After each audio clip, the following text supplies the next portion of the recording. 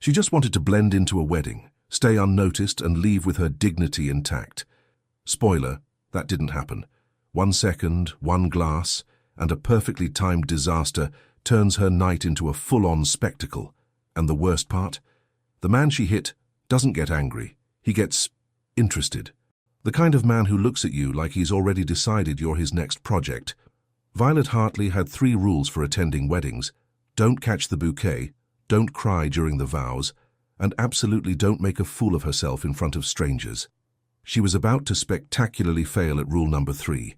The champagne flute tilted in her hand, just a slight miscalculation as she turned to laugh at her best friend's joke, and suddenly the world shifted into slow motion.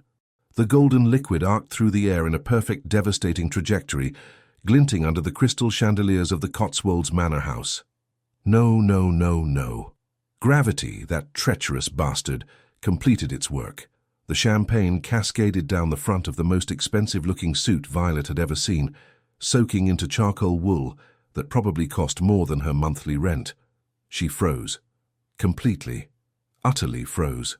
The entire reception hall seemed to pause, 200 guests mid-conversation, the string quartet hitting an unfortunate fermata, even the May breeze through the French doors holding its breath. Then she looked up.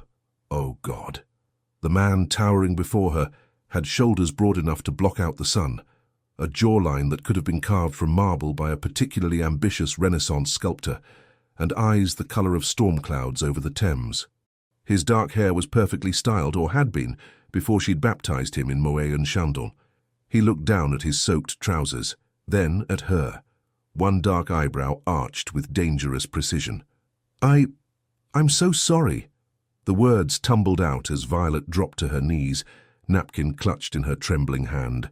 She dabbed frantically at his leg, her architect's brain completely offline, her hands moving in useless, desperate circles. "I didn't mean to, let me just—" Her palm pressed against his thigh, her brain caught up approximately 3 seconds too late. "That's his thigh. You're touching a stranger's thigh. In public. At a wedding." She yanked her hand back as if burned. Then, because apparently she was determined to make this worse, grabbed at the fabric again, this time dangerously close to areas that absolutely should not be touched by someone you'd met 0 seconds ago. If this story is touching your heart, show your support. Leave a like, subscribe to the channel, and share it with your friends. Every action helps us keep bringing you new stories full of emotion. "Wait, I can fix this." More frantic dabbing. "I'll just—" "Easy there." His voice rumbled above her, rich and dark as expensive whiskey. Was he amused? Violet's face blazed hot enough to set off the manor's sprinkler system. She scrambled to her feet, napkin still clutched like a white flag of surrender, and opened her mouth. What came out was, "You actually look better wet." The silence that followed could have swallowed continents. "I mean—" Her voice cracked. The pants look—" "No, they don't. They look ruined. I meant—" She closed her eyes. "I'm going to stop talking now." His laugh was low, rolling through his chest like distant thunder. The sound did something completely unauthorized to her stomach. "Relax," he said, and the almost smile playing at the corner of his mouth was absolutely lethal. "I've survived worse introductions." Violet seriously doubted that. "I am so incredibly sorry." She backed away, still clutching the useless napkin, her face approximately the color of the roses in the centerpieces. "I'll just go. Possibly move to another country. Change my name." She turned to flee before she could cause any more damage. "Wait!" But Violet was already weaving through the crowd, past her best friend Sophie's shocked expression, past curious stares and poorly concealed smiles, heading straight for the French doors and the merciful escape of the terrace. 20 minutes of hiding behind a topiary later, questioning every life choice that had led to this moment, Violet had almost convinced herself she could sneak back inside, grab her clutch, and disappear into the night. Then a shadow fell across her hiding spot. "Found you." She looked up to find Mr. Expensive Suit leaning against the stone balustrade, champagne stain still darkly visible against his thigh, but his expression was pure entertainment. "Are you following me?" The words came out sharper than intended, her default setting when cornered. "Considering you assaulted me with vintage champagne, I think I'm owed a conversation. He moved closer, and Violet's back pressed against the cool stone of the manor wall. Not threatening, just present. Overwhelmingly present. I'm Ethan, by the way. Ethan Harrington. Why did that name sound familiar? Violet, she managed. Violet Hartley.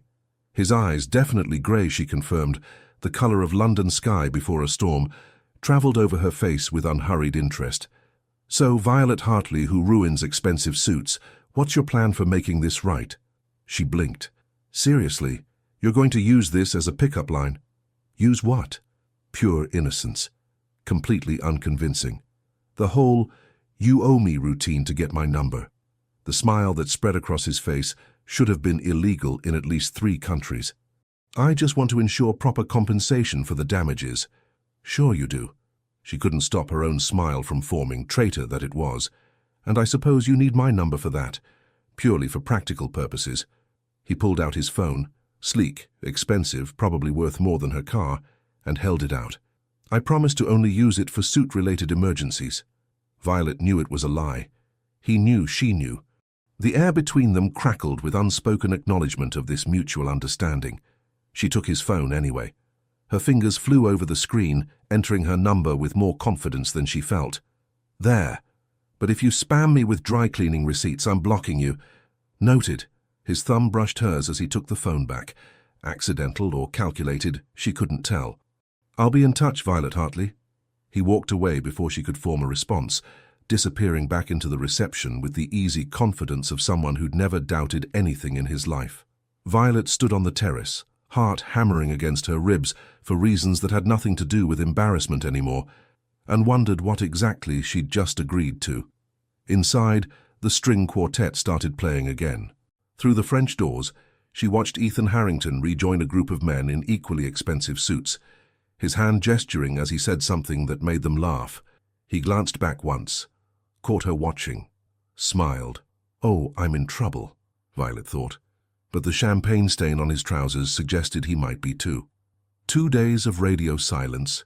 Violet had almost convinced herself that Ethan Harrington, whose name a quick Google search revealed belonged to the CEO of Harrington Global, a multinational investment firm with offices in 12 countries, had simply been amusing himself at the wedding. Then her phone rang. Unknown number. She almost didn't answer. Hello? Hi. That voice. Rich, dark, unfairly memorable. About the trousers. Violet's laugh burst out before she could stop it.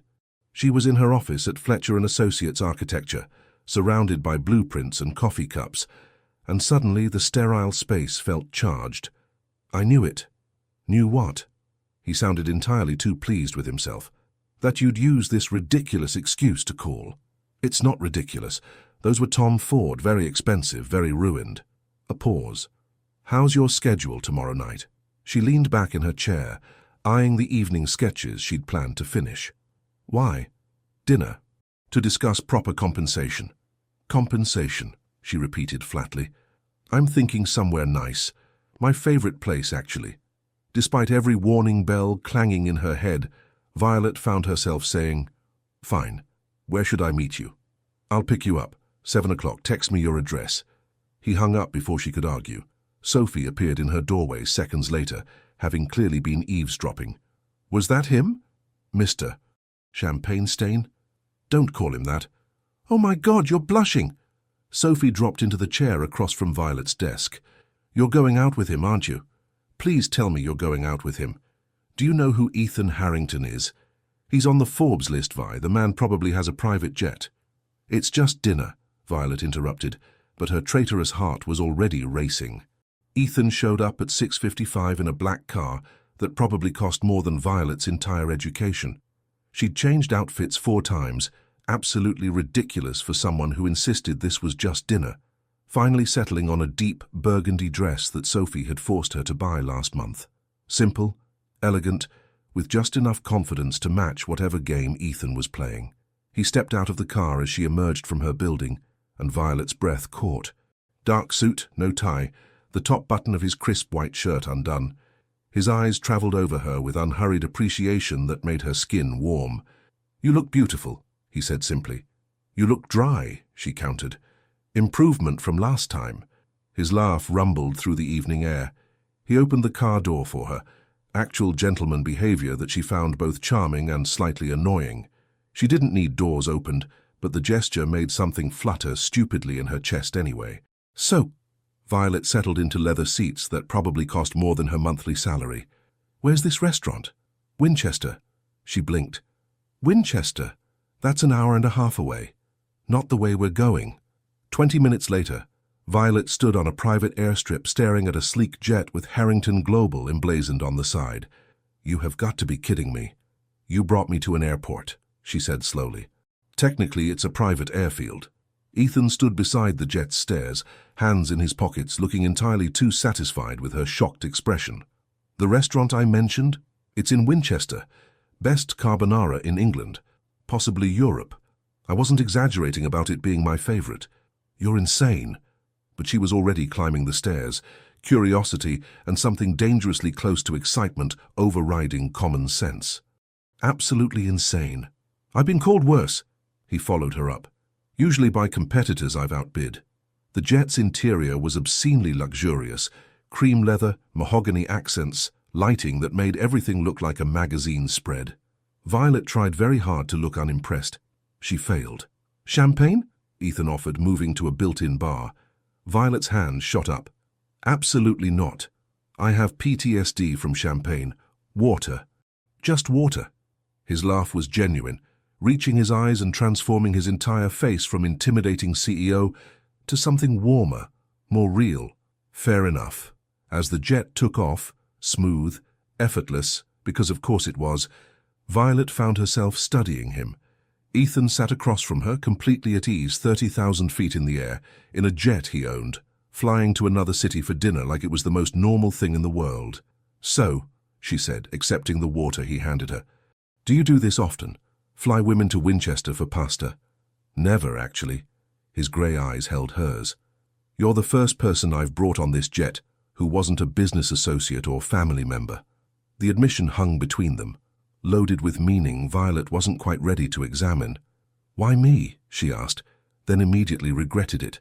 Too vulnerable, too honest.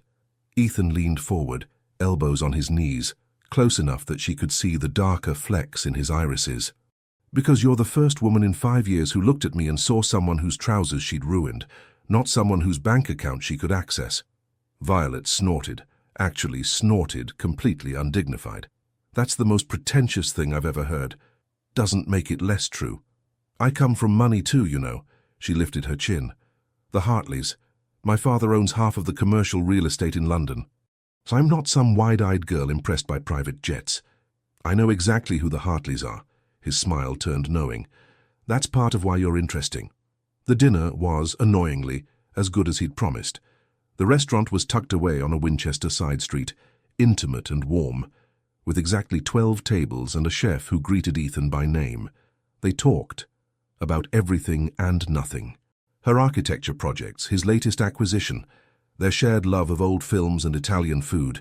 He was sharp, quick-witted, matching her sarcasm with his own dry humor. When he smiled, really smiled, not the calculated CEO version, it did catastrophic things to her composure. Somewhere between the carbonara and the tiramisu, his foot brushed hers under the table. Accidental, probably. Neither of them moved away. So, Ethan said, pouring more wine into her glass. She'd switched from water after the first course, recklessly. Tell me, Violet Hartley, what does an architect do for fun? Ruin expensive suits at weddings, apparently. Besides that, she considered him over the rim of her glass. The candlelight caught in his dark hair, softened the sharp angles of his face. Dangerous, her brain warned. This man is dangerous to your peace of mind. I sketch, she said instead. Buildings that will never be built. Impossible structures. Dreams in blueprint form. Show me. What? Show me, your sketches. I don't just carry them around, but she was already pulling out her phone, scrolling through photos of her personal projects. He leaned in, studying each one with genuine interest, asking questions that proved he actually understood architectural theory. His shoulder pressed against hers. She could smell his cologne, something expensive and cedar dark. These are brilliant, he said quietly. Why aren't they being built? Because they're impractical, too expensive, too ambitious. She shrugged, trying for casual. I design boring office buildings by day. These are just fantasies. I could fund one. Violet's head snapped up. What? Pick one, I'll fund it. His expression was completely serious. Consider it compensation for the trousers. That's insane. These would cost millions, I'm aware. He was still close, too close, his eyes searching hers. I'm also aware that you're trying very hard to pretend you're not attracted to me. Her breath caught. Excuse me. You've been looking at my mouth for the past 10 minutes, he said, voice dropping lower. Your pulse is racing, I can see it in your throat, and you haven't moved away even though I'm clearly in your personal space. Violet's cheeks flamed. She forced herself to lean back, create distance, rebuild the walls he'd somehow slipped past during carbonara and tiramisu. You're very confident, she said, proud of how steady her voice sounded. Am I wrong? Yes, she should say. You're completely wrong. But lying had never been her strength. Look, she said instead, setting down her wineglass with deliberate care. This was lovely. The jet, the dinner, all of it. But I'm not going to fall into bed with you just because you can fly me to Winchester on a whim. The smile that spread across his face was pure challenge. I wouldn't expect you to. Good. I'm willing to work for it. There's nothing to work for. I'm not interested in, she gestured vaguely between them, whatever this is. Liar. But his tone was gentle, amused. It's okay. I can be patient. There's nothing to be patient about. He signaled for the check, then looked at her with those devastating grey eyes. How about this? Let's be friends. Violet laughed. Friends. Friends, he confirmed. I like you, Violet Hartley. You're sharp, funny, you don't take my shit. I'd like to spend more time with you, no pressure, no expectations. It was the trap, obviously. The slow play. She should say no, thank him for dinner, go home and block his number. Fine, she heard herself say. Friends. Friends, he agreed, but the way he looked at her promised absolutely nothing friendly about his intentions. On the flight back, she caught him watching her with that same knowing smile. What? She demanded. Nothing. His grin widened. Just thinking about how you're going to fall completely in love with me. Violet threw a napkin at his head. Keep dreaming, Harrington. I will, he promised. I absolutely will. And somehow, despite everything, Violet smiled. The friendship began innocently enough. A text message on Monday morning. Coffee order. Violet stared at her phone, then at the door of Fletcher & Associates, where Ethan Harrington stood holding 2 cups from the ridiculously expensive cafe 3 blocks away that she'd mentioned exactly once during their Winchester dinner. You can't be serious, she said, pushing through the glass doors. Completely serious. He handed her a cup. Oat milk latte, extra shot, no sugar, I was in the neighborhood. Your office is in Canary Wharf, this is Southwark. His smile was pure innocence. I had a meeting nearby. At 7 in the morning? Early meeting. Violet's colleague Marcus walked past, did a double take at Ethan, then gave Violet a look that screamed, We're discussing this later. She accepted the coffee with as much dignity as she could muster. Thank you, she said stiffly. This is very friendly. That's what friends do. But his eyes lingered on her mouth as she took the first sip. Good? Perfect, she admitted grudgingly. He left, with a satisfied smile that haunted her for the rest of the day. By Wednesday, he'd called twice, once to recommend a documentary about sustainable architecture, which she absolutely did not watch immediately, and once just to ask about her day. Friends check in, he'd said when she questioned it. Friends don't call every day. Mine do. She hung up, but she was smiling. Friday evening, her phone buzzed during a particularly tedious client meeting. Dinner tonight? My place. I'll cook. Violet excused herself, stepped into the hallway and typed back. You cook. I'm a man of many talents. Suspicious. Scared I'll poison you. Scared you'll burn down your kitchen. Only one way to find out. She should say no. Should establish boundaries. Should not encourage whatever game this was. What time? She typed instead. His apartment was in Knightsbridge, overlooking Hyde Park, and approximately the size of her entire childhood home. Floor-to-ceiling windows, minimalist decor, and a kitchen that looked like it belonged in a magazine spread. Ethan answered the door in dark jeans and a black Henley, barefoot, hair slightly mussed, and Violet's brain short-circuited for a full 3 seconds. "You're staring," he said, clearly delighted. "You're barefoot. I've never seen you barefoot." Scandalous. He stepped aside to let her in. "I promise I'm wearing socks in public." The apartment smelled incredible. Garlic, tomatoes, fresh basil. Classical music played softly from hidden speakers. Candles flickered on the dining table. Violet stopped. "This doesn't look like a friend dinner. Friends can't have ambiance. Friends eat pizza on the couch. We can do that next time." He guided her toward the kitchen with a hand on her lower back. Brief, casual, absolutely not casual at all. "Tonight, I'm making my grandmother's lasagna recipe. Family secret." "You're Italian?" "Quarter. On my mother's side." He handed her a glass of wine. "She taught me this when I was 12. Only thing I can cook, actually. So if I come here again, it's lasagna or nothing, or takeout." His smile was devastating. "But I make excellent lasagna." He wasn't lying. The lasagna was absurdly good. Layers of pasta, rich meat sauce, creamy bechamel, cheese that stretched when she lifted her fork. "Okay," Violet said after the 3rd bite. "I'm impressed." "Finally." Ethan raised his glass. "That's the first nice thing you've said to me." "I thanked you for the coffee." Grudgingly. "Well, you're very smug about your lasagna. I don't want to inflate your ego." "Too late. Your face is inflating it plenty." She kicked his shin under the table. He laughed, that rich, warm sound that made her stomach flip. They talked for hours, about his childhood in Hampshire, her summers in Cornwall, terrible first jobs and worse first dates. He told her about building Harrington Global from the ground up after his father died, the pressure, the loneliness at the top. She shared her frustration with corporate architecture, the soul-crushing compromises, her dream of designing something meaningful.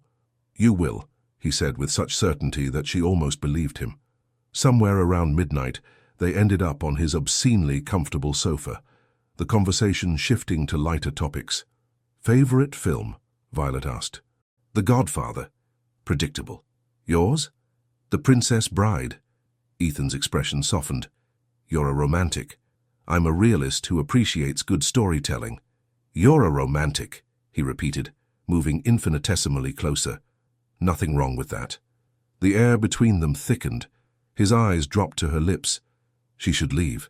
Should absolutely leave right now. "I should go," she said, not moving. "Probably." He didn't move either. They sat there, frozen, the space between them charged with possibility. His hand rested on the back of the sofa, inches from her shoulder. Her heart hammered against her ribs.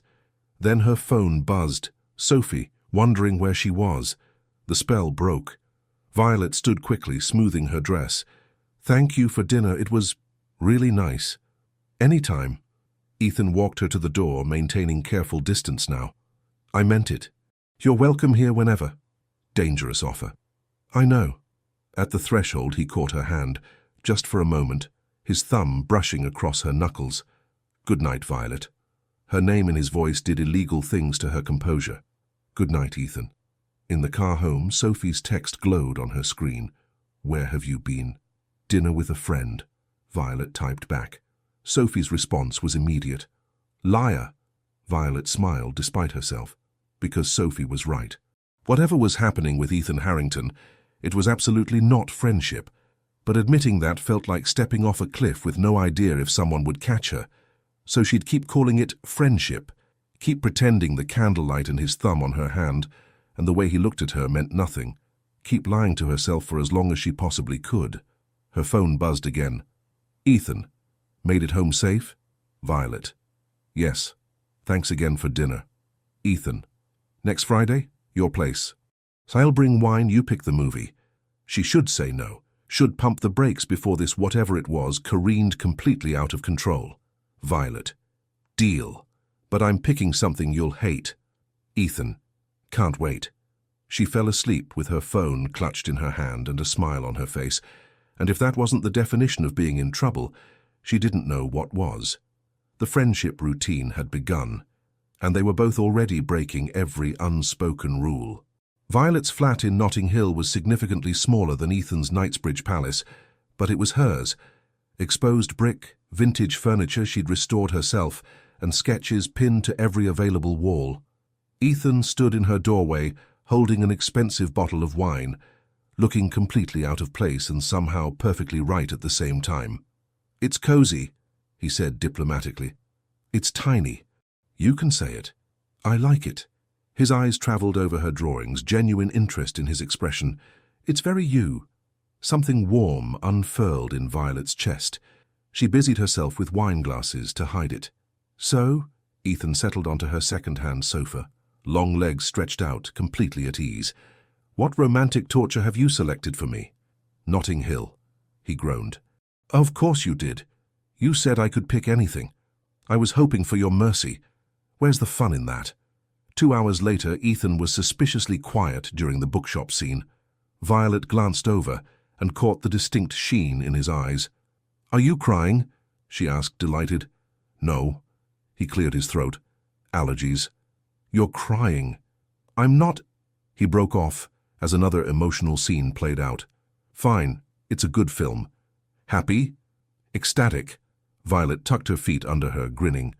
"The big, tough CEO has feelings. I've always had feelings. I'm just selective about who sees them." The weight of that statement settled between them. Violet's smile softened. "I'm glad you're comfortable enough to have allergies around me," she said quietly. His hand found hers on the sofa cushion. Squeezed once, let go. They didn't talk about it. The following week, Violet showed up at Ethan's office with a box from her favorite bakery. His assistant, a sharp woman named Patricia who looked like she could run the country, buzzed her through immediately. "He's been insufferable all morning. Whatever you're bringing might save us all." Ethan's office overlooked the Thames, all glass and steel and masculine efficiency. He stood at the window, phone pressed to his ear, gesturing sharply at something someone was saying. Then he turned, saw her. His entire expression transformed. He ended the call mid-sentence. "That was rude," Violet said. "That was my lawyer. He'll survive." Ethan crossed to her, eyeing the box. "What's this?" "You mentioned liking lemon tart. Once. 3 weeks ago." She opened the box, revealing the tart she'd made at midnight because apparently she'd lost her mind. "So I made you one." The silence stretched too long. "You made this," he said slowly. "For me. Don't make it weird." "Violet." His voice was rough. "How you made me a lemon tart from scratch." "It's what friends do," she said, throwing his own words back at him. He pulled her into a hug, sudden, tight, over before she could process it. But she felt his heartbeat, fast against her cheek, and smelled his cologne, and something shifted irrevocably in her chest. "Thank you," he murmured against her hair. She pulled back, flustered. "It's just a tart." "It's not." His grey eyes held hers. "And you know it." Patricia's voice crackled through the intercom, mercifully breaking the moment. "Your 2 o'clock is here." "Tell them I need 10 minutes, Ethan said, not looking away from Violet. They shared the tart in his office, him sitting on the edge of his desk, her in his leather chair spinning in slow circles, both pretending this was normal friend behavior. "This is incredible," he said around his second bite. "Seriously, you could sell these. I'm an architect, not a baker." "You're many things." He caught her chair mid-spin, pulling it closer. "Most of them surprising." "Is that a compliment?" "The highest." Patricia buzzed again, more insistent this time. Violet stood, straightening her skirt. "I should let you work. Stay. You have meetings. I'll cancel them." "You will not." But she was smiling, ridiculously pleased. "I'll see you Friday. Your place. Bring tissues for whatever weepy film I select next." "I look forward to my emotional destruction," he said dryly. At the door, she turned back. "Ethan." "Yes?" "We should probably establish some rules." His eyebrow arched. "Rules? For this friendship, so it doesn't get complicated." Something flickered in his expression. Amusement, challenge, something darker. "All right, what kind of rules?" "No excessive flirting." "Define excessive." "Ethan." "Fine. No excessive flirting. What else?" "No inappropriate touching." He gestured between them. "We've already violated that one approximately 12 times. Then we'll be more careful." She crossed her arms. "And no romantic gestures." "Is the lemon tart not a romantic gesture?" "That's different. That's friendly baking." His smile was pure sin. Of course, friendly baking. I'm serious. I can see that. He moved closer, hands in his pockets, expression innocent. Any other rules? No calling late at night just to talk. We've done that 4 times this week, which is why it's now a rule. Violet. His voice dropped, intimate. You realize you're creating rules we've already broken? Then we'll stop breaking them, she said firmly, ignoring how her heart raced. Starting now. Agreed. He studied her for a long moment, something unreadable in his grey eyes. Then he extended his hand. Agreed. Purely platonic friendship. No flirting, no touching, no late-night calls. She shook his hand. Professional, businesslike. He held on a second too long. They broke every rule within 48 hours. Friday night found them at a charity gala. Purely coincidental that they both attended, Violet told herself. She'd been invited by a client. Ethan was one of the sponsors. He found her during cocktail hour, appearing at her elbow with champagne she refused and water she accepted gratefully. You look stunning, he said, eyes traveling over her emerald dress. That's flirting. Rule 1. I'm stating a fact. Facts aren't flirting. The way you're looking at me is definitely flirting. His smile widened. Can't help my face. Marcus approached with Ethan's business partner, a man named James who had the look of someone perpetually amused by the universe. So you're the infamous Violet, James said, shaking her hand. Ethan hasn't stopped talking about you. James, Ethan's tone held warning. What? It's true. Last board meeting you mentioned her 3 times. We were discussing quarterly projections. Violet bit back a laugh at Ethan's expression, half embarrassed, half annoyed. I'm sure you're exaggerating, she said. I'm really not. James grinned. He made us change our coffee supplier because you mentioned preferring their beans. That was a business decision, Ethan protested. It was expensive coffee worship. Marcus jumped in, clearly enjoying this. Violet bakes when she's stressed. Made him a tart last week, from scratch, at midnight. Oh, this is excellent, James said. Please tell me there's more. There isn't, Violet and Ethan said simultaneously. Sophie materialized because of course she did, trailing her latest boyfriend. Are we discussing Violet's completely platonic friendship with a man she texts constantly, sees multiple times a week and bakes for? We are indeed, James confirmed. Fascinating dynamic, Sophie's boyfriend added. Very when Harry met Sally. Men and women can be friends, Violet insisted, feeling her cheeks heat. Absolutely, James agreed, not sounding convinced at all. My question is, when are you two going to stop pretending? There's nothing to pretend about, Ethan said smoothly, but his hand had found the small of Violet's back, protective, possessive, completely violating Rule 2. She should step away. Should prove everyone wrong. Instead, she leaned into his touch. The knowing looks everyone exchanged didn't escape her notice. Later, they danced, because refusing would have been suspicious, Violet reasoned. His hand splayed across her back, her palm pressed against his shoulder. Bodies swaying to music neither of them heard. They're all watching us, Violet murmured. I know. They think we're together. I know. Doesn't that bother you? Ethan's grey eyes found hers, intense in the dim lighting. Should it? Her breath caught. We made rules. We did. We're breaking all of them. We are. His thumb traced small circles on her back. Definitely inappropriate touching. Want to stop? She should say yes. Should step away. Re-establish boundaries. Remember why this was a bad idea. No, she whispered instead. His smile was slow, dangerous, full of promise. Good. They kept dancing, kept breaking rules, kept pretending this friendship was anything resembling platonic. And everyone watching knew exactly what they refused to admit. They were already gone for each other. The only question was, who would crack first? The bet started over pasta. They'd fallen into a routine, alternating weeks between his place and hers, cooking or ordering in, watching films that made Ethan emotional and Violet smug. It had been 2 months of this carefully orchestrated friendship, 2 months of skirting around what everyone else could see, 2 months of Violet lying to herself. Tonight, they were at his apartment, sprawled on opposite ends of his massive sofa, with Thai takeout containers scattered between them. Some action film played on the screen, Violet's choice, to give him a break from romance. You're staring at me, Ethan said, without looking away from the explosion on screen. I'm not. You've been staring for the past 5 minutes. Violet threw a pillow at him. Conceited much? He caught it easily, that infuriating smile playing at his lips. Just observant. I was thinking about the Henderson project, she lied. She'd actually been thinking about how unfair it was that he looked this good in a simple t-shirt and joggers, barefoot on his own sofa, hair messy from running his hands through it. How comfortable she felt here, in his space, like she belonged. How terrifying that feeling was. Liar, he said softly. Excuse me? Ethan set down his food, turning to face her fully. The movie forgotten, the air between them shifting into something charged. You're thinking about us. There is no us. Exactly my point. He shifted closer and Violet's heart rate kicked up. How long are you planning to keep this up? Keep what up? Pretending you don't feel this. He gestured between them. Whatever this is. Violet's defenses slammed into place. We're friends, Ethan. That's what we agreed. Friends don't look at each other the way you look at me.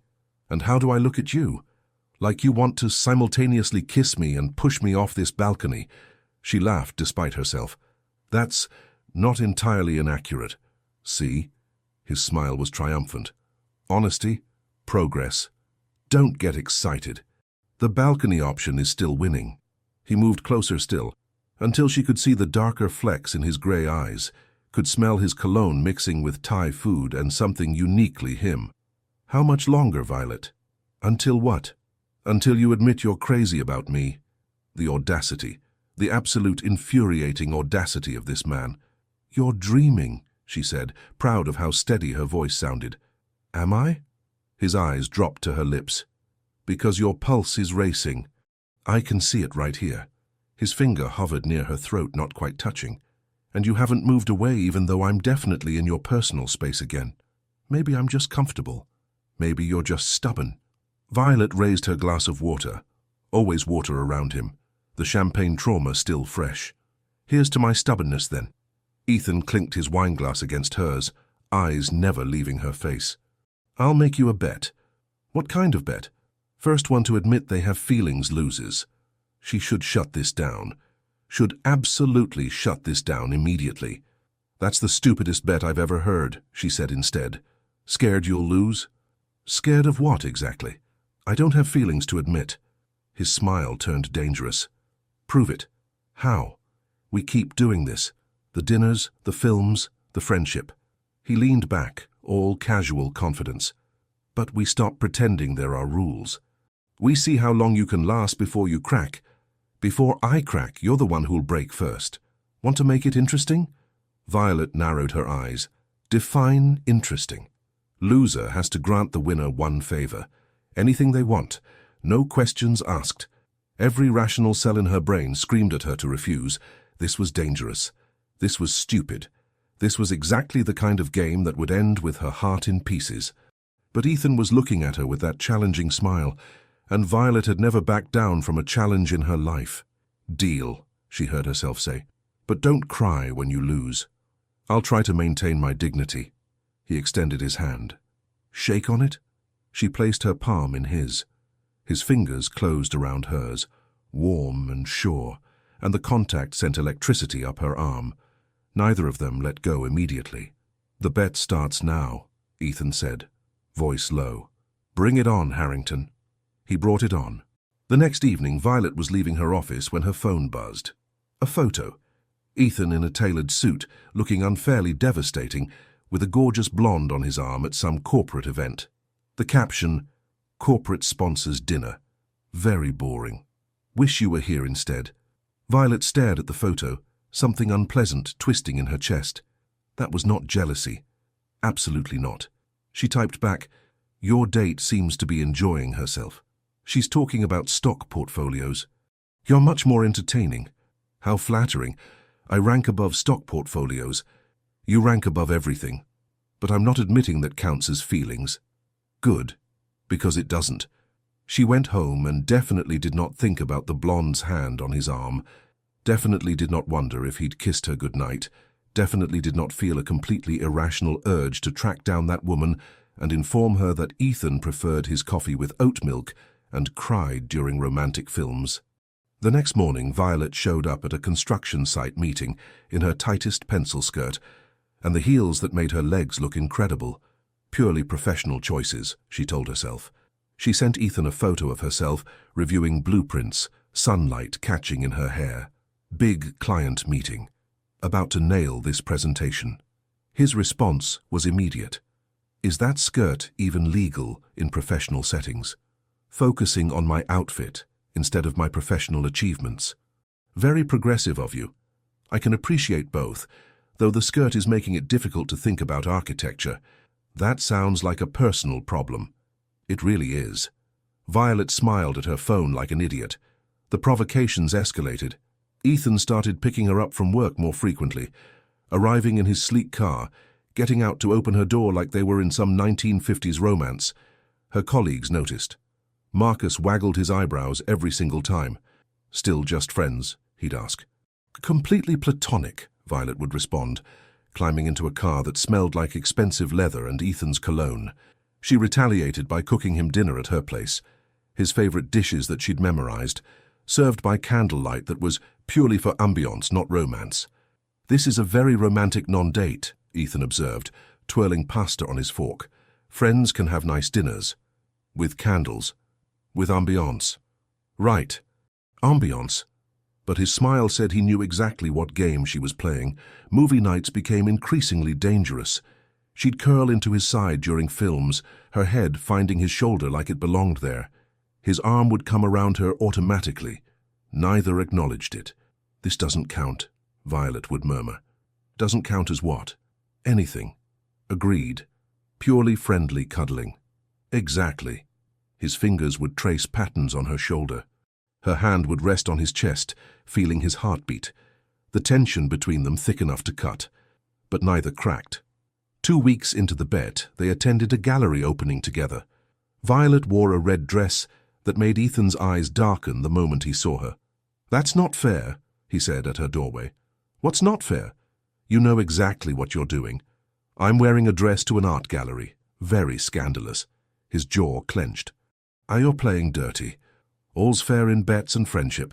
Throughout the evening they circled each other like planets caught in gravitational pull. He'd fetch her drinks, his hand lingering on her lower back. She'd laugh at his observations about pretentious modern art, touching his arm, leaning in close to whisper commentary that made him smile. Everyone thinks we're together, he murmured during one such moment. Let them think what they want. Doesn't bother you. She looked up at him, at those grey eyes that saw too much. Should it? You tell me. But she didn't. Couldn't. Because admitting it bothered her, or didn't bother her, would mean admitting this was more than their stupid bet allowed. James found them later, smirking. You two are adorable. We're friends, Violet and Ethan said in unison. Right. And I'm the queen. James sipped his champagne. How long are you planning this charade? Indefinitely, Ethan said smoothly. He'll crack first, Violet added. She's delusional, Ethan countered. You're both idiots, James concluded cheerfully. Enjoyable idiots, but idiots nonetheless. On the drive home, Ethan's hand found hers on the gear shift. Neither mentioned it, neither pulled away. You're losing, Violet said softly.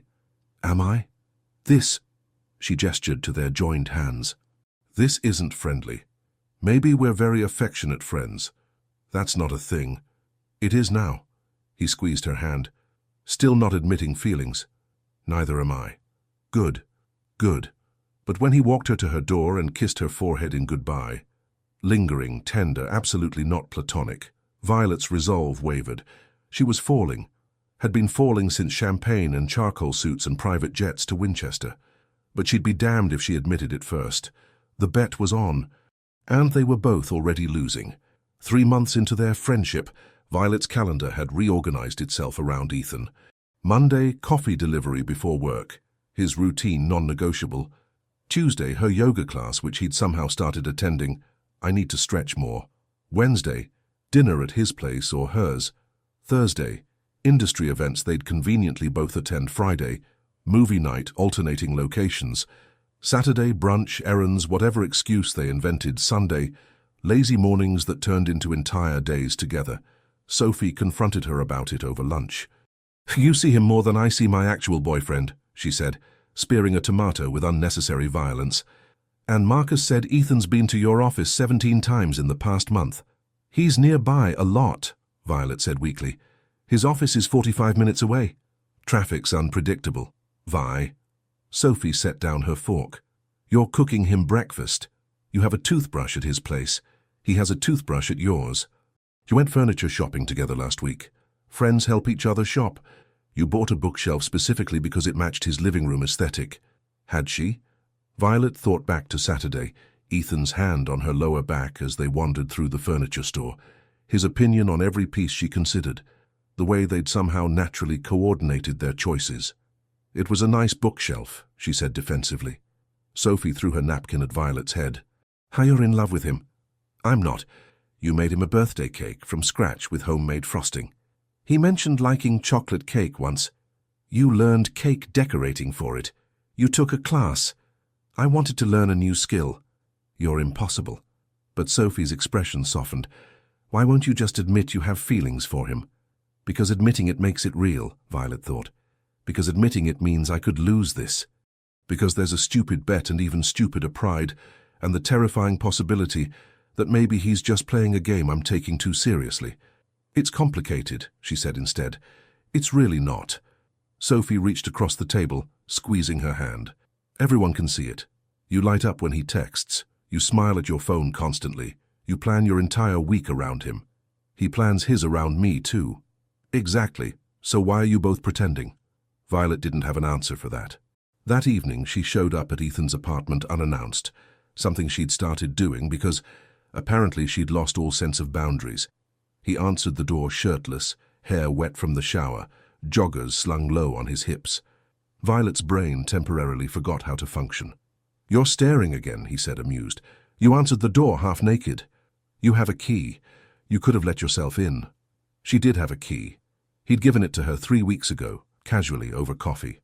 In case you need to water my plants when I travel, he'd said. He didn't have plants.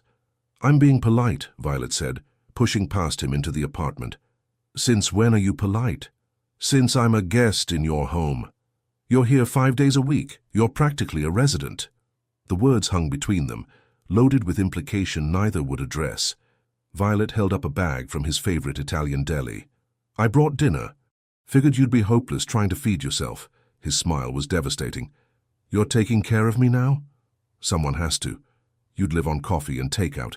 I'd survive. Barely. He pulled a shirt on, disappointingly, and followed her to the kitchen.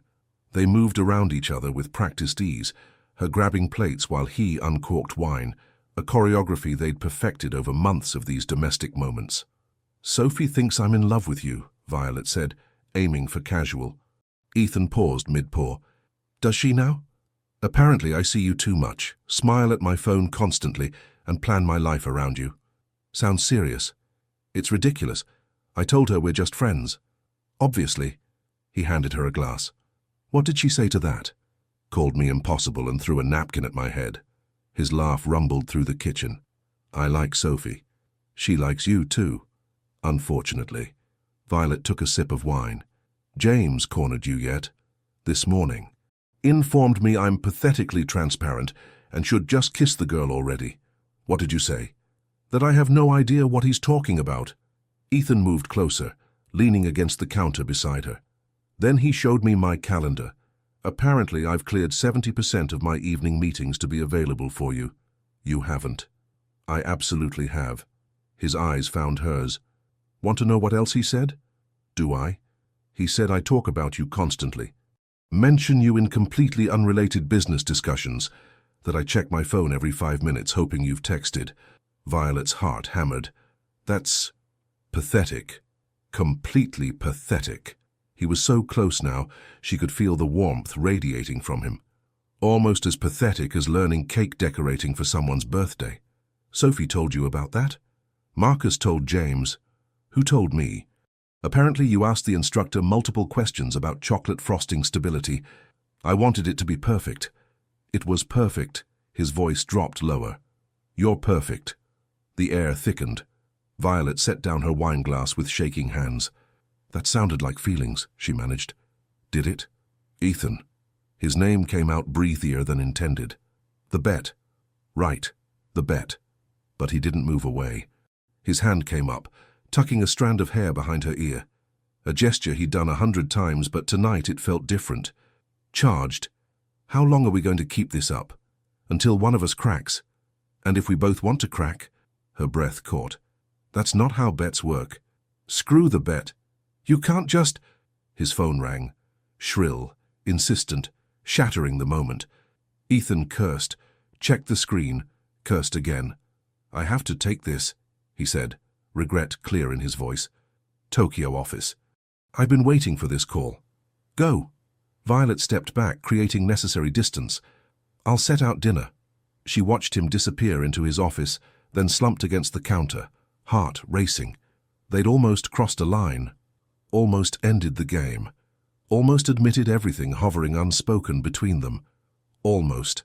The following week brought a new level of provocation. Violet attended a work event where a former boyfriend appeared, charming, successful, clearly interested in rekindling things. She was polite but distant, then sent Ethan a photo of her and the ex talking with the caption, "Ran into Simon.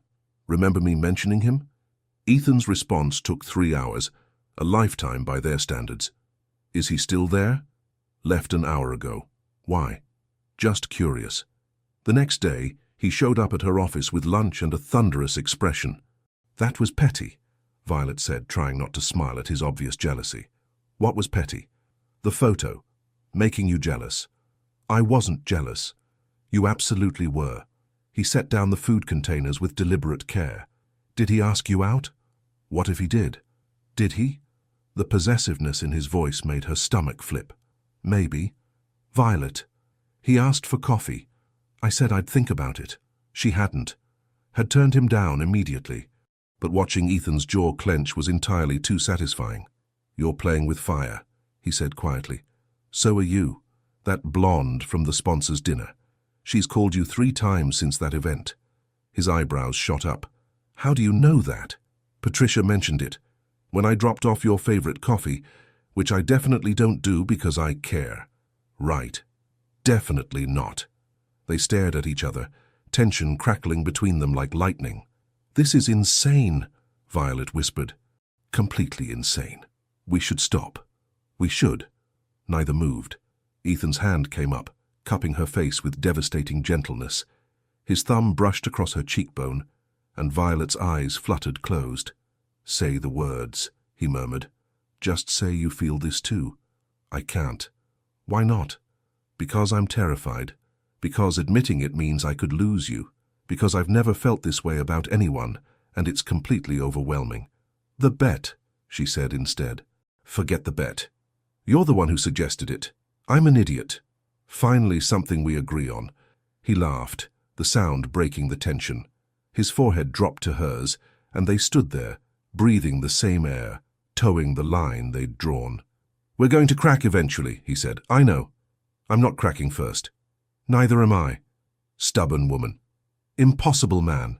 His lips were inches from hers. One movement, one slight shift, and this entire charade would end.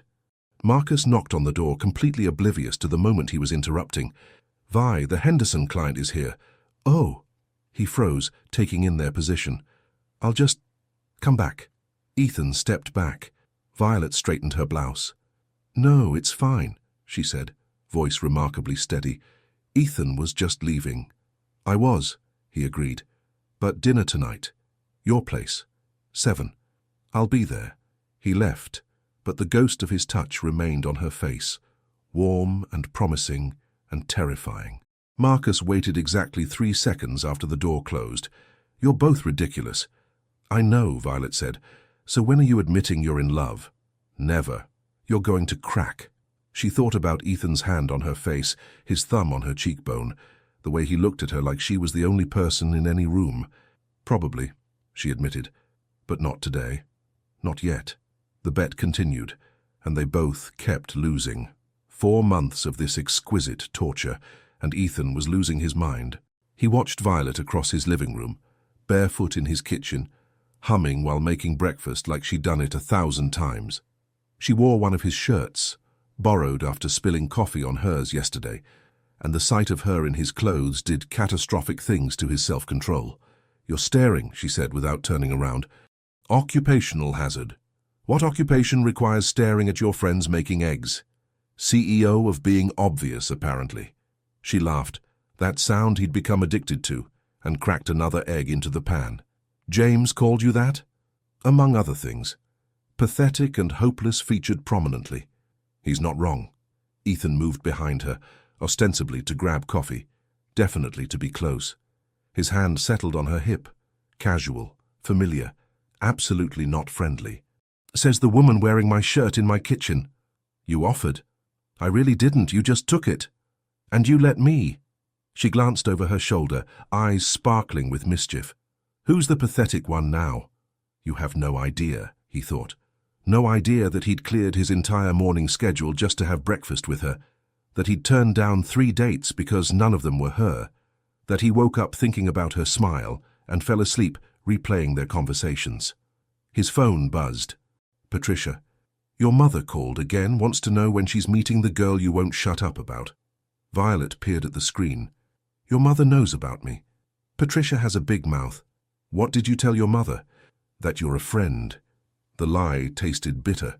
Good, but she didn't sound convinced. "Because that's what we are." "Right. Friends who sleep over constantly." "I don't sleep over constantly. You've been here 4 nights this week. Your guest room is comfortable. You haven't used the guest room in 6 weeks. The words hung between them, dangerous, honest, because it was true. She'd fall asleep on his sofa during movies and he'd carry her to his bed while he took the couch like a gentleman. Or they'd talk until sunrise, too engrossed to notice the time passing, and she'd crash wherever was closest. Never together. Always this careful, torturous distance. "This has to stop," Violet said quietly. Ethan's heart stuttered. "What has to stop?" "This. Us, whatever this is." She turned off the stove, facing him fully. "We're lying to everyone, to ourselves. So admit it." He stepped closer, crowding her against the counter. "Say you have feelings for me. You first." "Not a chance." "Then we're at an impasse." "Violet." His hands framed her face, thumb tracing her bottom lip. She inhaled sharply. "You're killing me." "Good," she whispered. "You're killing me too." They stayed frozen, hearts racing, lips inches apart. One move, just one move, and this entire game would end. Her phone shattered the moment, Sophie's ringtone obnoxiously cheerful. Violet grabbed it like a lifeline. "I have to go, work thing." "On Sunday?" "Big presentation Monday, I need to prepare." She was lying. They both knew it. But Ethan let her go because the alternative was pinning her against the counter and kissing her senseless, and he was not cracking first. "Tonight?" he called as she gathered her things. "Can't. Family dinner." "Tomorrow?" She paused at the door, something conflicted in her expression. "We need space, Ethan." "I don't want space." "I know, neither do I. That's the problem."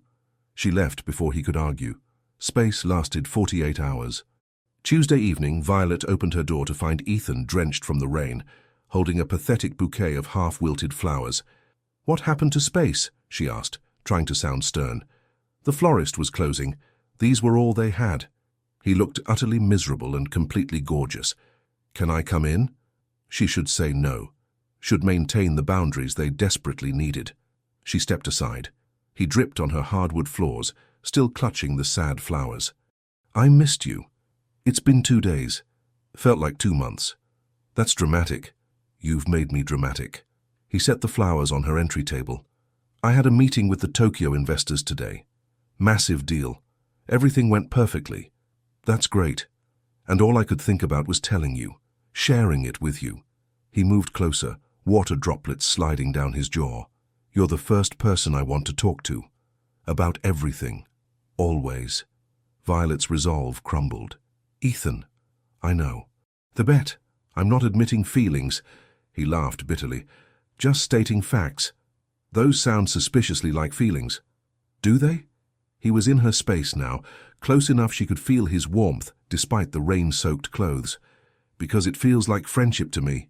You're the worst liar I've ever met." Says the woman who's been in love with me since Winchester. Her breath caught. Conceited much? Am I wrong? She should deny it. Should laugh it off, maintain the charade. You're infuriating, she said instead. You're infuriating. His hands found her waist.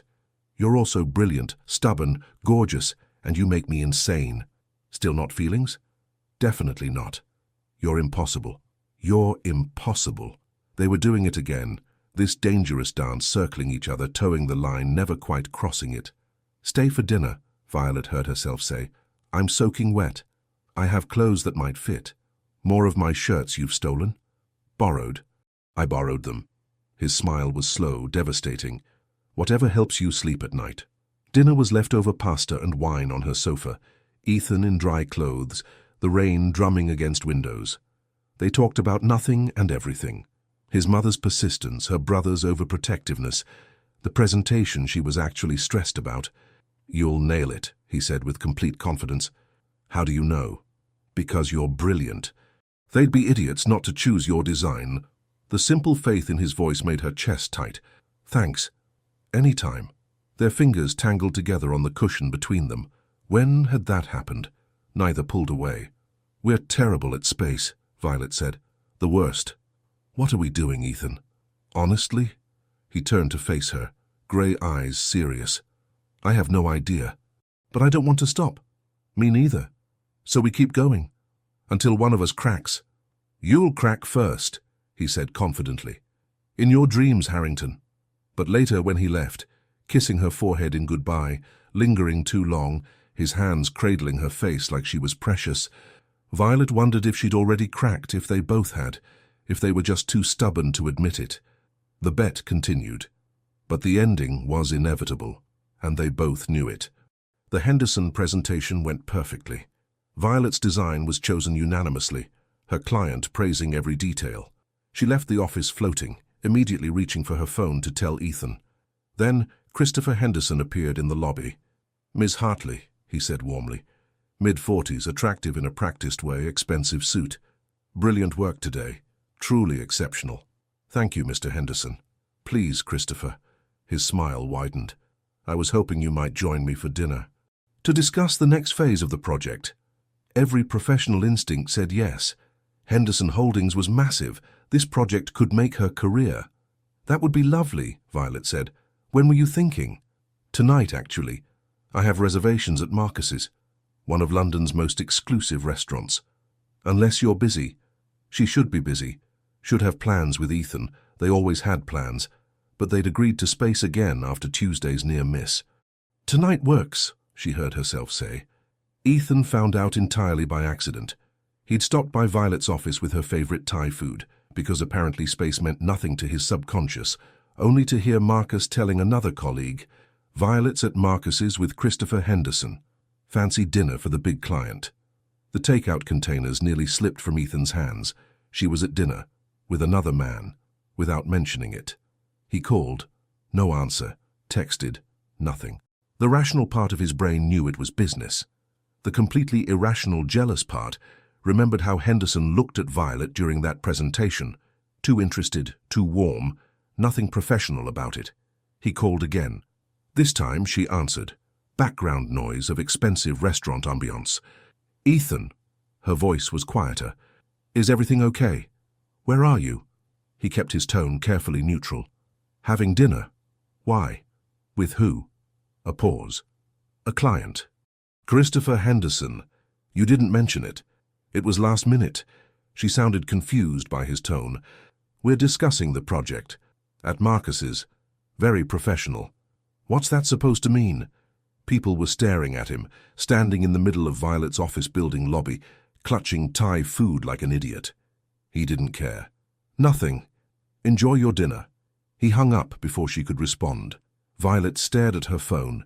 Christopher mid-sentence about construction timelines. That was anger. Unmistakable, cold anger in Ethan's voice. He was jealous. Part of her, the petty part, was gratified. The rest was confused and slightly annoyed. They weren't together. He had no right to be upset about a work dinner, except they basically were together, in every way that mattered except the admission. Everything all right? Christopher asked. Fine. Violet said, forcing a smile. Please continue. But the dinner felt wrong now. Christopher's attention too focused, his compliments too personal. The brush of his hand against hers when reaching for the wine bottle. She cut the evening short, citing early meetings, and ignored his disappointed expression. Ethan didn't answer her calls on the way home. 3 days of silence, 3 days of Violet checking her phone constantly, composure cracking with each hour. No texts, no calls, no coffee deliveries or surprise visits. Nothing. Sophie found her Thursday evening, stress-eating ice cream directly from the container. Still fighting with your not-boyfriend? We're not fighting, we're just not talking. That's literally what fighting is. He has no right to be angry. Violet stabbed her spoon into chocolate chip. It was a work dinner. Did you tell him it was happening? It was last minute. Did you text him after?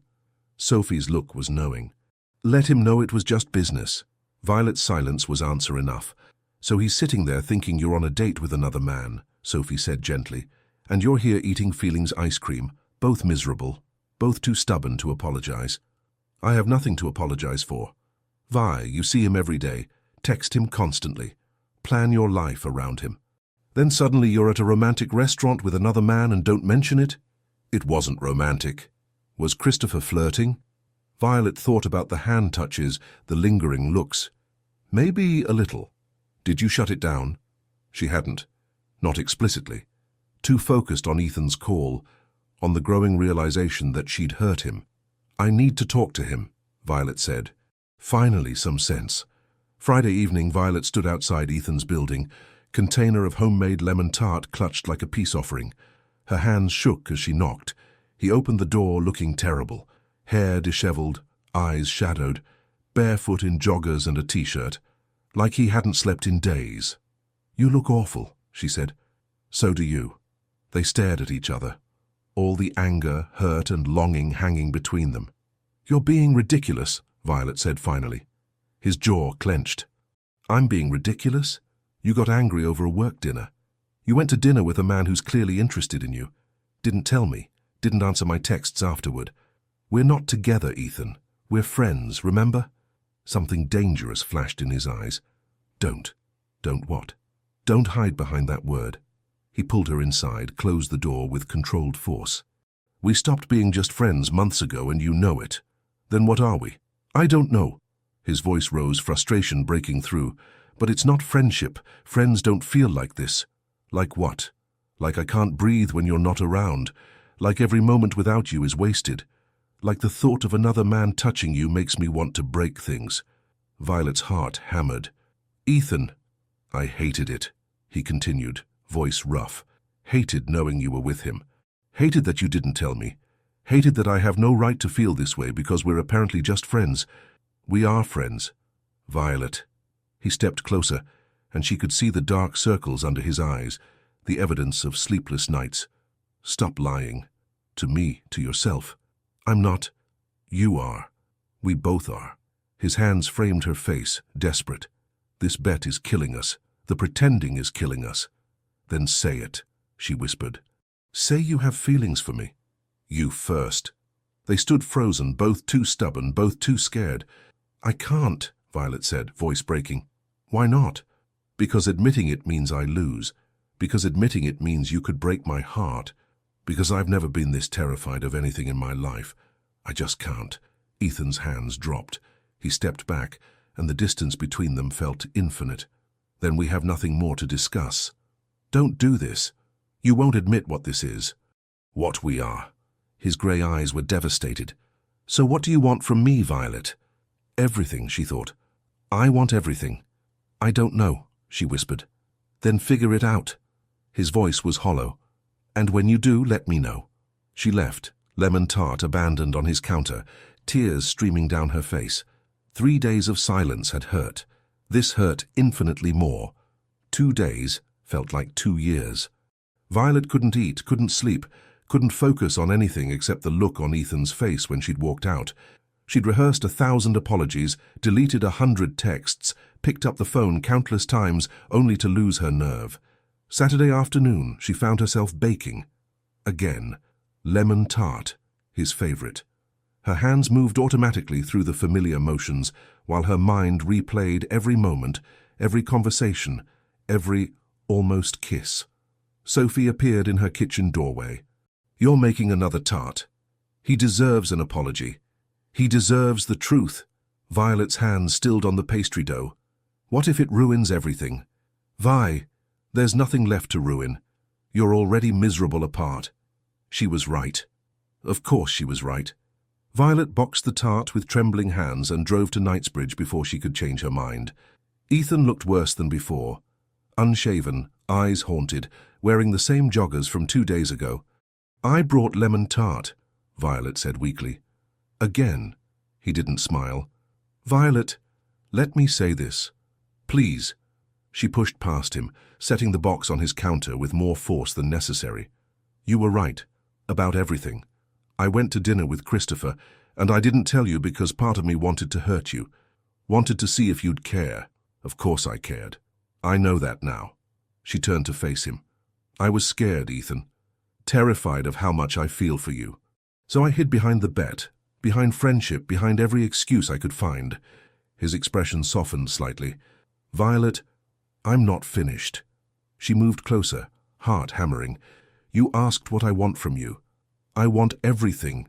Morning coffee and movie nights and your ridiculous emotional reactions to romance films. I want your hand on my back and your lips on my forehead and your voice when I wake up. You have all of that. I want more." Her voice cracked. "I want you to look at me and know you're mine. I want to stop pretending this is casual when it's the most important thing in my life." Ethan closed the distance between them in 2 strides. "Say it. I don't want to be your friend." The words tumbled out, years of walls crumbling.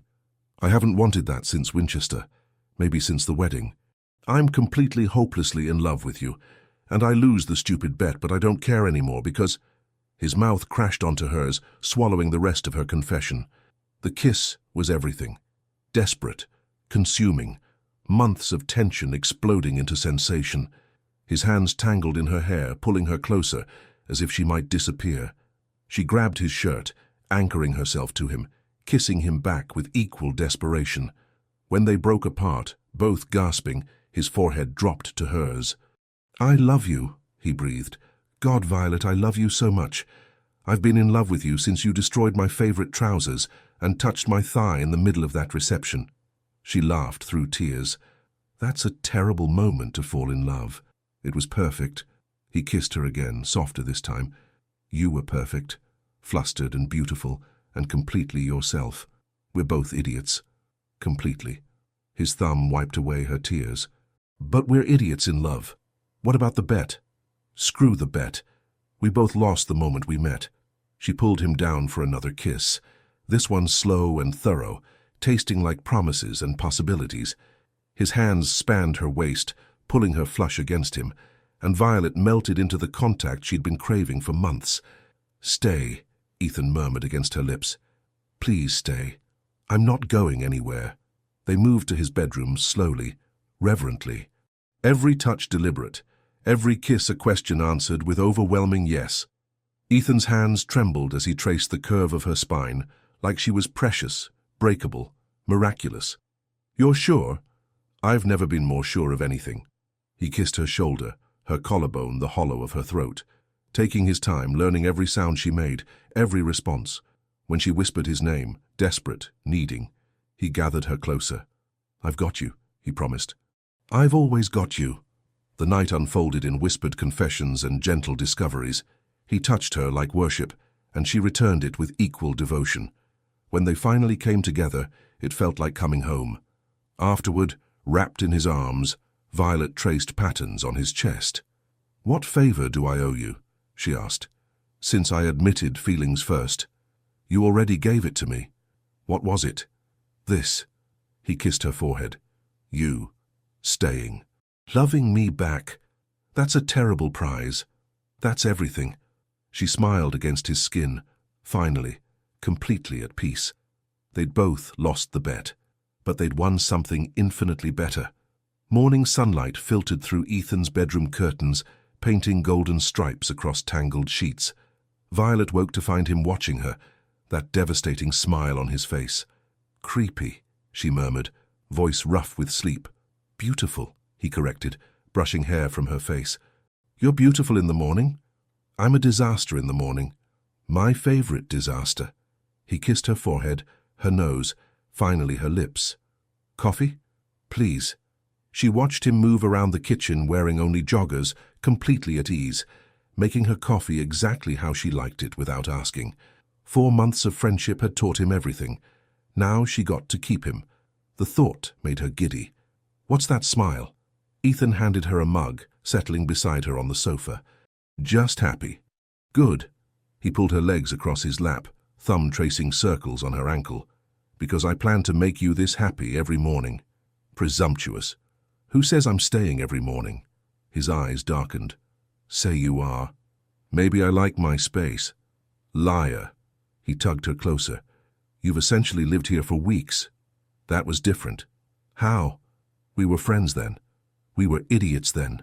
He kissed her, slow and deep. Now we're idiots in love. Much better. Her phone buzzed. Sophie's name flashed on the screen with approximately 20 exclamation points. I may have texted her last night, Violet admitted. She's demanding details. What did you tell her? That we finally stopped being stupid. Eloquent. She got the message. Violet scrolled through Sophie's increasingly dramatic responses. She wants to meet you, officially, as my boyfriend. Ethan's smile widened at the word. Boyfriend. I like that.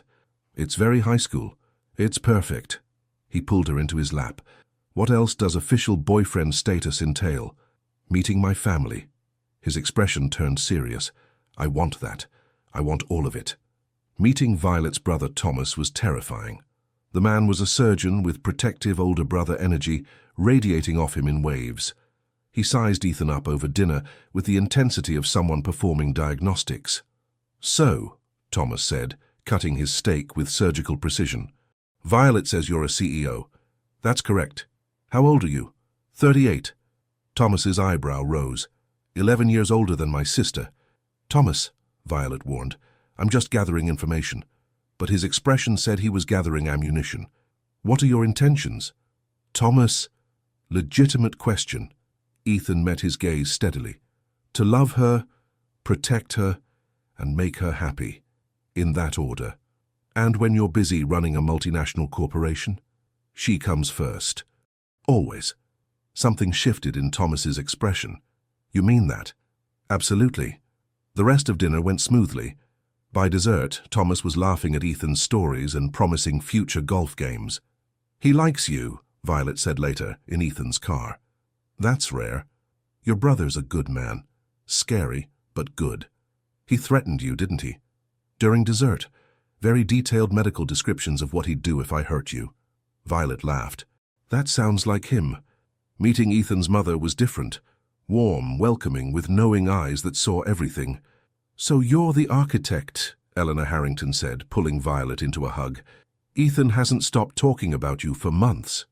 Mother, Ethan protested. It's true. Violet said this. Violet designed that. I was beginning to think you'd invented her. Violet bit back a smile. I'm very real, and very good for my son. Eleanor squeezed her hand. I haven't seen him this happy since, well, ever. Over lunch, Eleanor shared embarrassing childhood stories, while Ethan groaned dramatically. Violet memorized every detail, the 12-year-old who cried over injured birds, the teenager who worked 3 jobs to help with bills, the man who built an empire but never forgot kindness. I love him, Violet said quietly when Ethan stepped away to take a call. Eleanor's smile was radiant. I know, dear. And he loves you. It's written all over both your faces. The next months unfolded like a dream. Weekend trips to the Cotswolds, lazy mornings in bed, dinners where they held hands across tables without hiding. Ethan would show up at her construction sites with lunch, hard hat slightly askew, making her workers grin. She'd surprise him at board meetings with coffee, Patricia always waving her through. They fought occasionally, about his overprotectiveness when a contractor was rude, about her working too late, about who got to pick the movie. But they always resolved it the same way. Honest conversation, sincere apologies, and kisses that made them forget what they were arguing about. You're different, James observed during a double date. Softer. I'm not soft, Ethan protested. You absolutely are. James gestured to where Ethan's hand rested on Violet's knee. You smile constantly. You leave meetings early, you're almost human. I've always been human. Debatable. But James's expression was fond. She's good for you. She was. Violet made him laugh, challenged him, grounded him. With her, he wasn't just the CEO, the businessman, the heir to Harrington legacy. He was just Ethan, and she was just Violet. Brilliant, stubborn, beautiful Violet who baked when stressed and cried during sad films and fit perfectly in his arms. 6 months in, Ethan knew with absolute certainty he wanted forever. Time to start planning. The call came at 2 in the morning.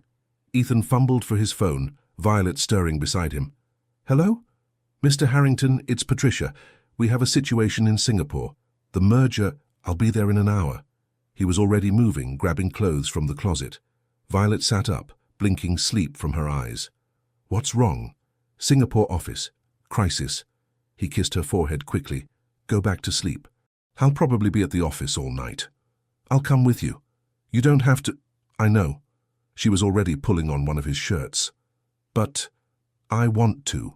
She showed up at Harrington Global at 3 a.m. with coffee and pastries, settling into his office sofa while he navigated conference calls and damage control. Every hour she'd bring fresh coffee, rub his shoulders, remind him to breathe. At 6 a.m., when the crisis was finally resolved, Ethan found her asleep on his couch, laptop open with sketches she'd been working on. He gathered her gently, carrying her to the sofa in his executive suite's private room. She murmured something incoherent, curling into his chest. I love you, he whispered against her hair. Her eyes opened slightly. Love you too. Did you fix it? Yeah. Thanks to you being here. I didn't do anything. You did everything. He held her tighter. Just being here, that's everything.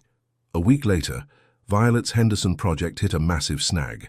The contractor had misread specifications, construction was weeks behind, and Christopher Henderson was threatening to pull funding. She came home to Ethan's apartment. It was home now, officially, in tears.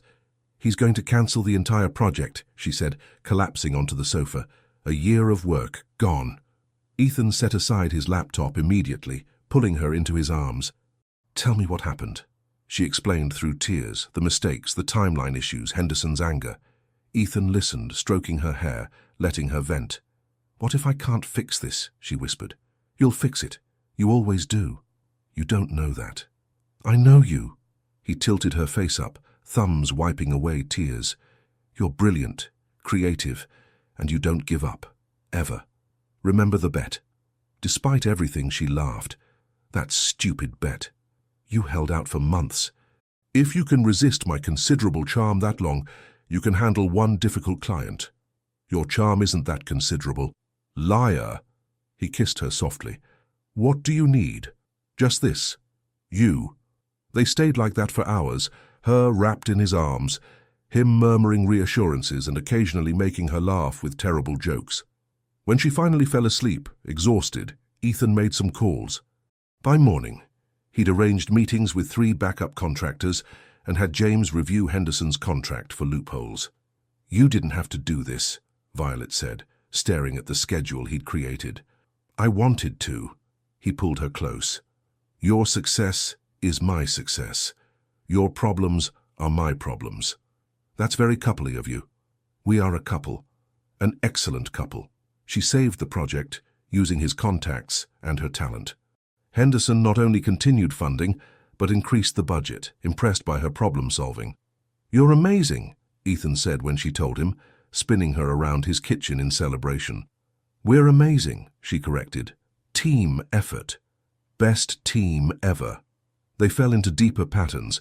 Violet started keeping clothes at his place, then furniture, then her favorite sketches on his walls. Ethan cleared space in his closet, his bathroom, his life. Sunday mornings became sacred. Lazy hours in bed, terrible breakfast attempts, reading newspapers while tangled together. He'd read her the business section. She'd share architectural journals, completely domestic, completely perfect. Move in officially, he said one Sunday, apropos of nothing. Violet looked up from her coffee. What? Move in. You're here 6 days a week anyway. Make it 7. That's a big step. We've taken bigger. His grey eyes were serious. I want to wake up with you every morning, fall asleep beside you every night, come home to you always. Her heart melted.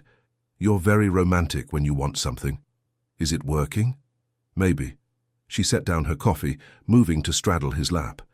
What's in it for me? Me. Every day, all my terrible cooking attempts and emotional film reactions. Tempting offer. Also unlimited lemon tart privileges. Now you're talking. She kissed him thoroughly. Okay. Okay? I'll move in. Officially. His smile could have lit the entire city. Best decision you've ever made. Second best, she corrected. First was ruining your trousers. That was fate. That was champagne and poor coordination. Same thing. He stood, lifting her with him. Let's celebrate. How? His grin turned wicked. I have ideas. Later, wrapped in sheets and satisfaction, Violet thought about how far they'd come. From strangers to friends to this. Partnership, love, home. What are you thinking? Ethan asked, fingers tracing lazy patterns on her spine. That I'm really happy. Good. He kissed her shoulder. Plan to keep you that way forever. Forever sounded perfect. Living together was chaotic perfection. Violet learned that Ethan was incapable of closing cabinet doors, left coffee cups everywhere, and sang off-key in the shower.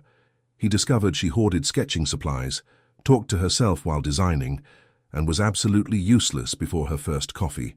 They loved every minute. You left the milk out again, Violet said one morning, returning it to the fridge. You left your pencils on my side of the bed, Ethan countered, holding up 3 sketching pencils. That's different. Those are important. And my milk isn't? She kissed him to shut him up. Your milk is very important. That's what I thought. He pulled her closer, deepening the kiss until she forgot what they were arguing about. This happened frequently. Their 1-year anniversary approached, and Ethan was a mess. You're acting strange, James observed during a meeting. Distracted, nervous. Did someone die? No one died. Then what's wrong? Ethan glanced at the ring hidden in his desk drawer. Vintage, platinum, with a stone the color of Violet's eyes. He'd had it for 3 weeks, waiting for the perfect moment. Nothing's wrong. Everything's right. That's the problem. James's eyes widened. So you're going to propose. Keep your voice down. Oh, this is excellent. James grinned. How are you planning it? Please tell me it's elaborate. She deserves elaborate. I have a plan. The plan involved flying back to Winchester, to the restaurant where they'd had their first date. He'd arranged a private dining room, musicians, flowers, the works. That's very romantic, James approved. She'll love it.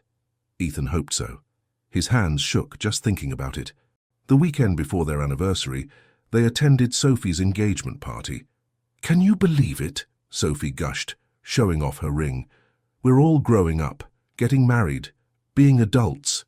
Terrifying, Violet agreed, but she was smiling. Ethan's hand found hers under the table, squeezing. She squeezed back and something passed between them. Understanding, promise, future. Later, dancing in Sophie's garden, Violet looked up at him with those eyes he loved. Happy? He asked. Incredibly. She rested her head on his chest.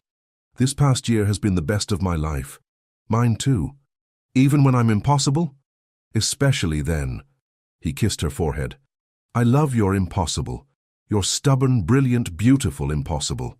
Smooth talker. Only for you. They swayed under string lights, surrounded by friends, perfectly content. Ethan. Violet's voice was soft. Yes? I want this. Someday. The engagement, the wedding. All of it. With you. His heart nearly stopped. Yeah? Yeah. She looked up, vulnerable and certain. I know it's only been a year, but I can't imagine my life without you in it. I don't want to. You won't have to. He cupped her face, thumbs tracing her cheekbones. I promise. You're stuck with me forever. Good. She kissed him, soft and sweet. That's exactly how long I want you. The ring in his pocket felt like it was burning a hole through his jacket. Soon. Very soon. Their actual anniversary arrived with typical chaos. Violet had an emergency client meeting that ran late. Ethan's Singapore office had another crisis. By the time they both made it home, it was nearly 9 p.m. "Some anniversary," Violet sighed, collapsing on the sofa. "I'm sorry. I wanted today to be perfect." "It is perfect." Ethan sat beside her, pulling her into his arms. "You're here. That's all that matters. We didn't even have dinner, so we order in, like we always do." He kissed her temple. "Some of our best nights have been takeout and movies." She smiled against his chest. "You're not disappointed?" "Never. Not with you." They ordered Thai food. Their first meal together had been Thai at his apartment during movie night. It felt fitting, circular, like coming home. Over pad Thai and spring rolls, Ethan watched her laugh at something on her phone, probably Sophie's latest dramatic text, and felt the ring burning in his pocket. Soon. Very soon. But not tonight. Tonight was just theirs, simple and perfect. "What are you thinking?" Violet asked, catching his stare. "That I love you." Good answer. She crawled into his lap, wrapping her arms around his neck. "I love you too. So much it's actually ridiculous." "How ridiculous?" "Like embarrassingly ridiculous. Sophie says I'm insufferable." "You are insufferable." He kissed her nose. "Insufferably perfect. Smooth talker. Only for you." They made love slowly that night, taking their time, savoring each touch. Afterward, tangled in sheets, Violet traced patterns on his chest. "Best anniversary ever," she murmured, sleep pulling at her voice. Ethan held her closer, already planning. Winchester, the restaurant, the ring, the trousers he'd kept for exactly this moment. Next week. He'd ask her next week. "Sweet dreams," he whispered. "Always with you," she said, and fell asleep smiling. Perfect preparation for forever. 1 week after their anniversary, Ethan texted Violet at work. "Clear your schedule tonight. Dress nice. I'm picking you up at 6. Sophie read the message over Violet's shoulder and squealed. "This is it, he's proposing." "He is not proposing," Violet said, but her heart raced. "We've only been together a year. You've been living together for months. You're completely in love. When you know, you know.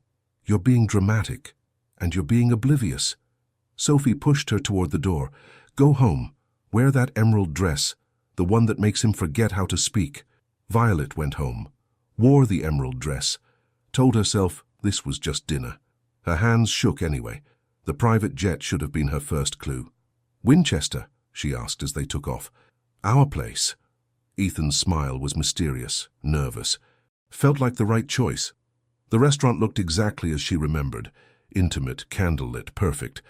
But tonight, the private dining room was transformed with roses everywhere, soft music playing, their table set with silver and crystal. "Ethan," she breathed, "this is beautiful. You're beautiful." He pulled out her chair, and his hands trembled slightly. "I wanted tonight to be special." They ate slowly, savoring every bite, every word, every glance. Violet felt electricity in the air, anticipation building with each passing moment.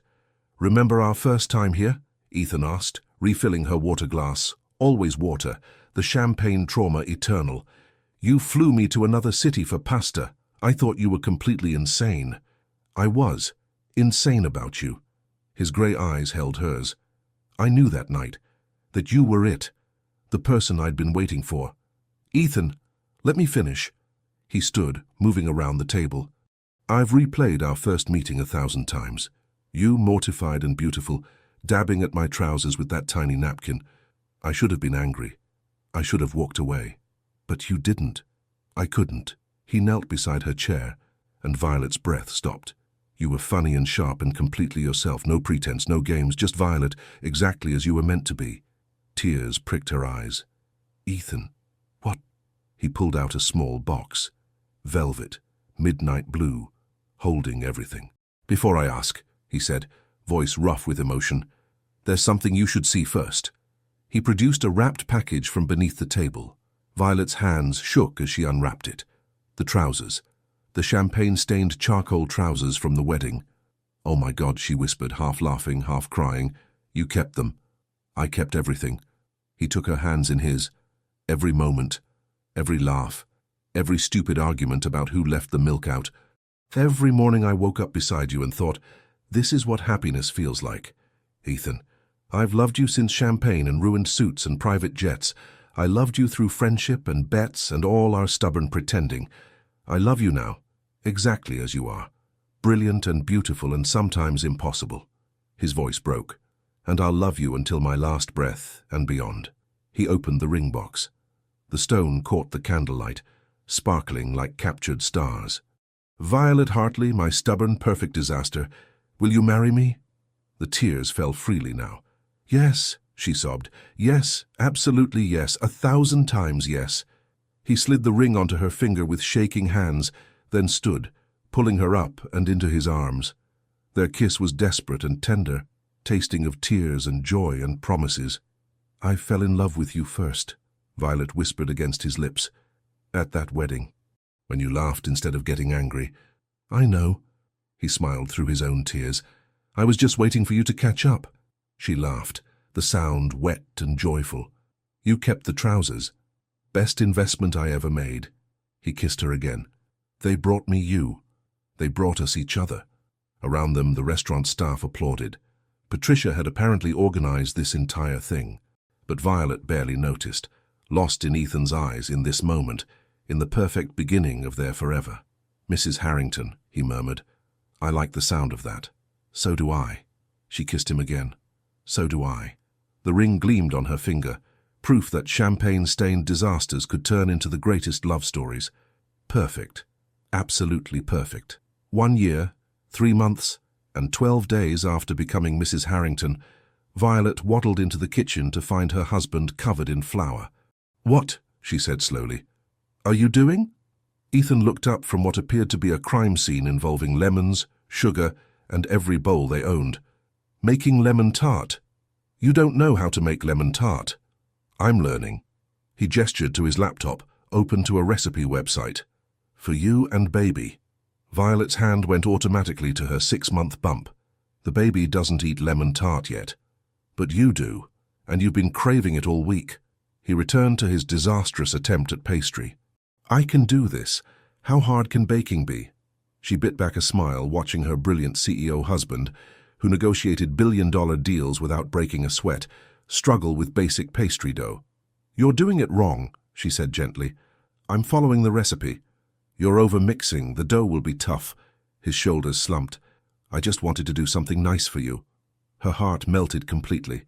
She moved behind him, wrapping her arms around his waist as much as her belly allowed. You do nice things for me every day, like dealing with my pregnancy hormones without running away screaming.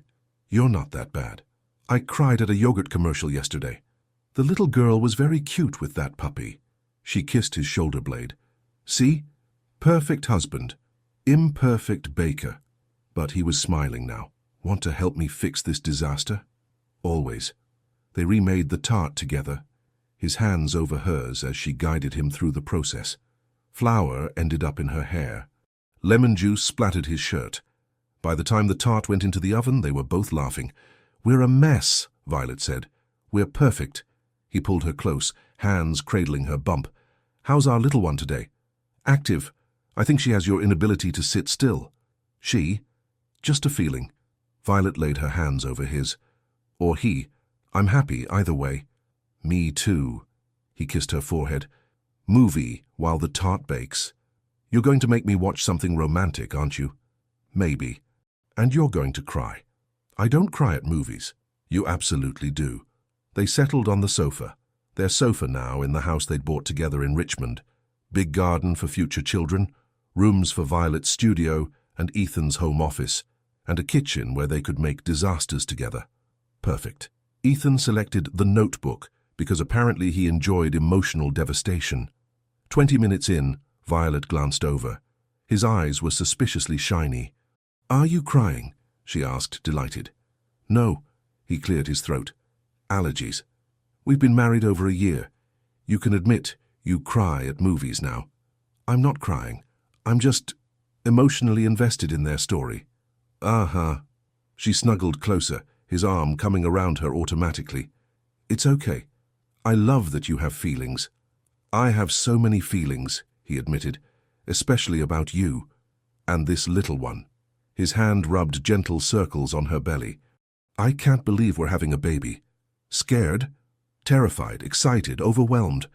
He looked at her with those grey eyes she loved, but mostly grateful. That you ruined my trousers. That you drove me insane for months. That you're mine. Ours, Violet corrected, placing her hand over his on her stomach. We're all yours, forever. The baby kicked, strong and sure, and Ethan's face transformed with wonder.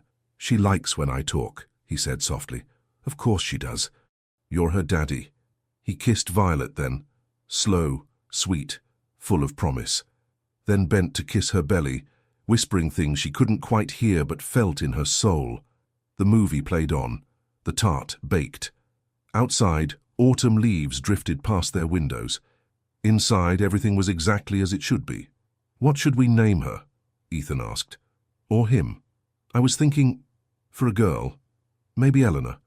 After your mother. His eyes went suspiciously bright again. She'd love that. And for a boy? Thomas, after your brother? He'd pretend not to care but secretly be thrilled. They discussed names and nursery colors and all the beautiful, terrifying unknowns of parenthood. The tart came out slightly burned but edible, Ethan's best attempt yet. Later, curled together on the sofa, Violet watched her husband sleep, his hand protective on her belly even in dreams. She thought about champagne and ruined trousers and stupid bets. About friendship that became love that became this, partnership, family, forever. Thank you, she whispered to whatever force had brought them together, for all of it. The baby kicked in response, and Violet smiled, completely, perfectly happy. Leave your comment and share this story with someone special. It truly helps us keep bringing new stories to you. And if you want to follow every chapter of this emotional journey, subscribe to the channel and turn on the notification bell. Your support makes all the difference.